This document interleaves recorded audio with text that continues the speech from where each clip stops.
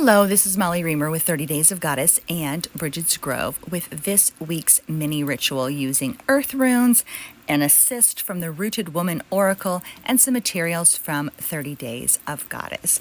This is going to be I'm taking a cauldron month in August, so I will still be doing really brief divination videos using new earth runes cards, but this is the last divination video I'm going to make until September that's in this the same old format, the usual format. I'm going to be much quicker and just visiting the new Earth Runes editions in August. That's part of how I honor a cauldron month for myself, is withdrawing or taking a step back from some of my more public-facing activities, though I will still be active on our Patreon community. So this week's Earth Rune card is card 30, the Temple. I had almost called this one the Red Tent, but I went ahead and went with the Temple instead.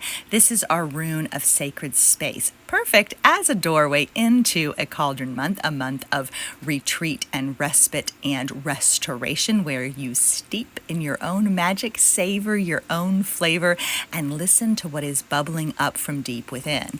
So this is the rune of sacred space, rest, renewal, retreat, communion, community, but also the rune of gathering together, of cooperation and co-creation, faith, devotion, practice, and shared experiencing. So where might you gather with others? Where might you create with others? Where might you come together in communion and community? How are you cooperating with others? What are you generating together? How are you stepping through and into shared experience with one another?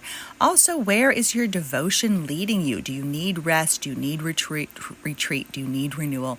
Do you need to step into the temple of your own heart and pause? And then my companion card today from the Rooted Woman Oracle was Quest. So she is setting forth on her own journey here. So touching in with the guidebook for this deck. A quest is a directed journey with a distinct purpose or goal. A pot of gold, a home, the answer to a mystery. Even if the precise trajectory of the journey doesn't always work out exactly the way it might have been planned.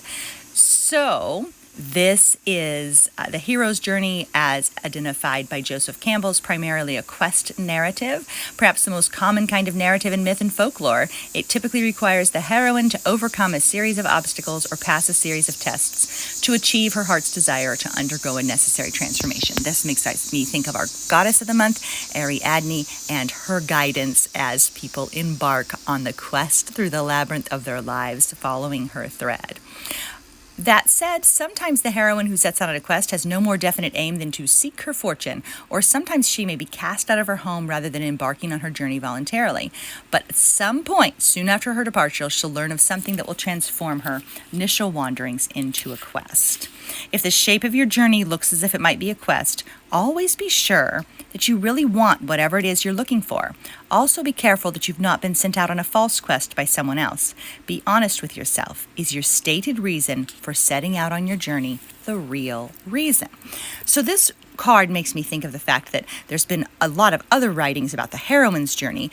Pam England uses Inanna's descent as a metaphor for labor and birth and life itself, and writes about the quest and the heroine's journey as this descent through these 7 inward gates of initiation, rather than these outer directed quests as expressed in the hero's journey by Joseph Campbell. There's the idea of the heroine's quest, or that's more of an inward descent. And so that makes me think about passing through the gates of the temple and passing into our own underworld, or into our own inner workings, our own inner labyrinths, in order to bubble, steep, discover, uncover, listen well and wisely to the inner workings of the soul.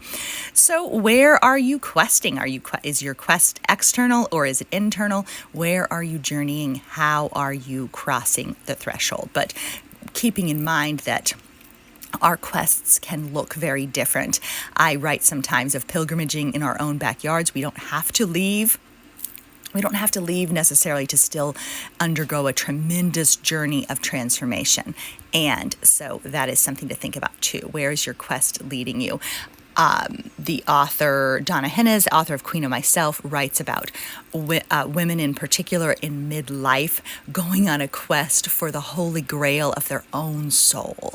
And I really identify with that. I feel like my Walking with Persephone book was really about that questing for the holy grail of my own soul, like looking for myself, and not in the sensation that people use kind of lightly. Oh, she's off to find herself. It's like, no, this is when we're talking about this kind of quest. We're talking about deep journeying. We're talking about deep work, and we're talking about really important contemplation, not about running off and abandoning everything because you're going to find yourself in some far off land, but more about sinking in, bubbling in that cauldron of being, and finding what it is that you already know, but maybe you've lost and forgotten. But what's there that you already know? It's not about abandoning responsibility. It's about journeying deep. Okay, so our word for the day, and so on the day I'm making this video, the word for the day is invoke. And I often just choose a word randomly, but this one I decided to use because it is kind of a difficult word. It's a difficult one to write a new poem about, and it's a little bit difficult. But the thought I had about it, and that's what I wanted to share, is because it becomes a practice and a word in one, is that when I feel a sense of force, I invoke ease. When I feel a sense of disequilibrium, I invoke peace. When I feel a sense of dysregulation, I invoke presence or the practice of center. So I was going to encourage you to use that as a practice. Like if you have something that you feel that is not how you want to feel, basically, what can you invoke instead? What can you invoke to hold that space? So if you are feeling fearful, can you invoke trust? If you are feeling unhappy, can you invoke joy? And so it becomes a practice and an invitation all in one. So an affirmation might be, when I feel a sensation of force, I invoke ease. When I feel a sensation of disequilibrium, I invoke peace. When I feel a sensation of disconnection, I invoke belonging. And then the related affirmation, which is also a practice too. Each day, let us soften into the sacred and gentle into our hearts. Let us listen. Let this pause of presence invoke in us both remembering and return. And an affirmation, I reach out and touch the pulse of the sacred. I keep company with joy. I invoke joy in my life and days. And then I'm going to close with, as we close out the month of July, I'd like to close with one of our snapshot prayer cards. These are available to you at 30daysofgoddess.com. And so you may wish to let yourself settle in for a moment, maybe even close your eyes, rest your hands against your heart, and let yourself hear this blessing / affirmation / reminders / offering / prayer. We pause to return again and again. We awaken to our own wholeness, to our own power and magic. We let ourselves listen to the knowing that rises up from deep inside. We allow ourselves to meet our own needs, to step back from forcing and controlling and into ease. We orient our lives by joy.